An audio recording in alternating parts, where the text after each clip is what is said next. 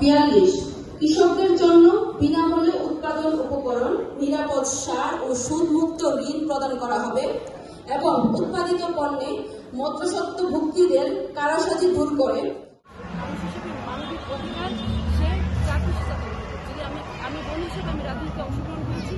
কোনো বোন রাজনীতিবিদ হতে পারে, কোনো বোন ডাক্তার, ইঞ্জিনিয়ার, চিকিৎসক, যা ইচ্ছা তা সে সেটা করবে। কিন্তু বোনদেরকে শুধুমাত্র বোন হওয়ার কারণে তাকে ট্রফি হিসেবে বা কোনো একটা বাউন্ডারির ভিতরে আসলে সীমাবদ্ধ করে ফেলা তারাই করে যারা আসলে বোনদেরকে মানুষ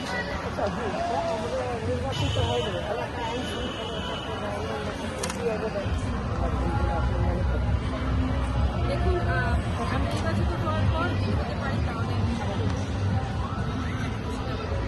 আপনি নির্বাচিত হইলেন, ঢাকা 13 আসনকে আপনি কীভাবে মূল্যায়ন করেন?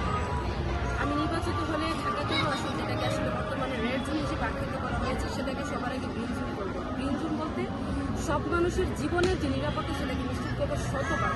কারণ আপনি যদি বেঁচে না থাকি তাহলে আমার দ্বারা আসলে উন্নতি কীভাবে সম্ভব, আমরা উন্নতিটা কার জন্য করবো? প্রত্যেকটা মানুষের। আসসালামু আলাইকুম। ইনসানিয়ত বিপ্লব মানবতা ভিত্তিক একমাত্র রাজনৈতিক দল আমাদের প্রার্থী ভালো আছেন।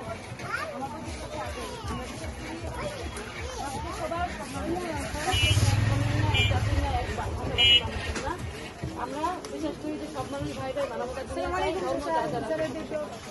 আমাদের রাষ্ট্র সব মানুষের ধর্মের ভিত্তিতে না হোক, রাষ্ট্র ক্ষমতা যিনি যাবেন